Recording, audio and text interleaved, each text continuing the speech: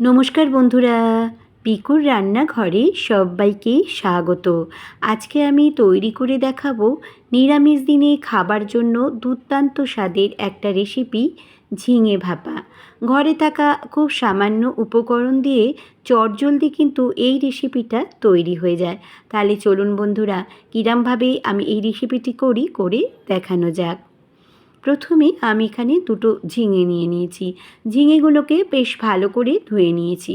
এবার আমি আধখানা করে কেটে নেব, নিয়ে খোলাটাকে ছাড়িয়ে নেব। খোলাটা কিন্তু এখানে বলে রাখি একটু ভালো করেই কিন্তু ছাড়িয়ে নেবেন। নিয়ে এবারে আমি ঝিঙেটাকে কিন্তু মধ্যিখান করে কেটে নেব।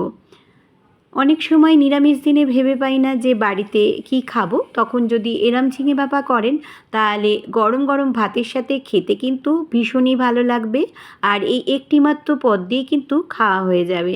এবার আমি মধ্যিখান থেকে কেটে নিয়ে লম্বালম্বি করে ডুমো ডুমো করে কেটে নিলাম। দেখুন, এই যে দেখিয়ে দিলাম। এবার কিছু মশলা বেটে নেব।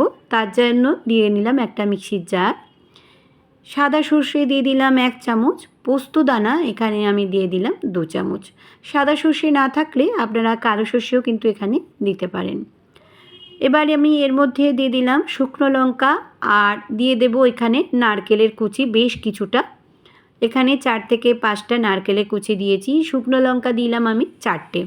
শুকনো লঙ্কার জায়গা আপনারা কাঁচা লঙ্কা দিয়ে করতে পারেন। এবার ভালো করে জল দিয়ে আমি একটা মিহি পেস্ট করে নেব। একটা আমি অলরেডি নিয়ে নিয়েছি এখানে টিফিন কৌটো বড় দেখে।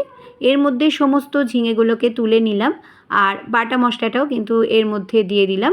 দিয়ে মিক্সি ধোয়া আমি এর মধ্যে একটু জল দিয়ে দেব। এই যে, এবার আমি এর মধ্যে দিয়ে দেবো পরিমাণ মতো নুন, আর দিয়ে দেব সিকি চামচে মতো চিনি। চিনিটা দেবেন টেস্টের ব্যালেন্সের জন্য। আর অবশ্যই কিন্তু আমি সর্ষের তেলে রান্নাটা করব। সর্ষের তেলে রান্নাটা করলেই টেস্ট কিন্তু এর বেশি ভালো হবে। দিয়ে দিলাম 3 টেবিল স্পুন সর্ষের তেল আর 2টো শুকনো লঙ্কা দিয়ে বেশ ভালো করে কিন্তু মেখে নেব। মাখাটা কিন্তু বন্ধুরা বেশ ভালো করেই করতে হবে। এই যে মাখা আমার হয়ে গেছে। এবার একটা গ্যাসের মধ্যে কড়াই বসিয়ে দিয়ে অর্ধেকটা মতো জল আমি অলরেডি দিয়ে দিয়েছি। গ্যাসের ফ্লেমটা আমি অন করে দিলাম, দিয়ে আমি এটাকে বসিয়ে রাখলাম 10 মিনিটের জন্য। এই সময় আমার গ্যাসের ফ্লেমটা লো টু মাঝারি করেছিল। 10 মিনিট বাদে ফিরে এলাম, দেখুন হয়ে গেছে। এবার আমি তুলে নেব কড়া থেকে টিফিন কৌটোটা। একটু ঠান্ডা হয়ে আপনাদেরকে দেখাচ্ছি টিফিন কৌটোটা খুলে। দেখুন কি সুন্দর দেখতে হয়েছে। শুধু দেখতে নয় বন্ধুরা, খেতে কিন্তু ভীষণই ভালো হয়েছিল। না করলে কিন্তু খেলে কিন্তু বিশ্বাস করবেন না। আমি কিভাবে সেদ্ধটা হচ্ছে কতটা সেটাও আপনাদেরকে দেখিয়ে দিচ্ছি।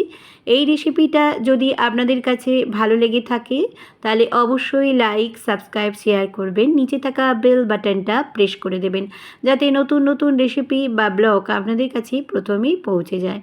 সেদ্ধটাও কিন্তু বেশ ভালো মতো হয়েছে, সেটাও আপনাদের দেখিয়ে দিলাম। গরম গরম ভাতের সাথে খাবেন, খেতে কিন্তু অপূর্ব লাগে। আপনাদের না করলে কিন্তু বন্ধুরা বুঝতে পারবেন না। সবাই কমেন্টস করে বলবেন যে কেমন হয়েছিল।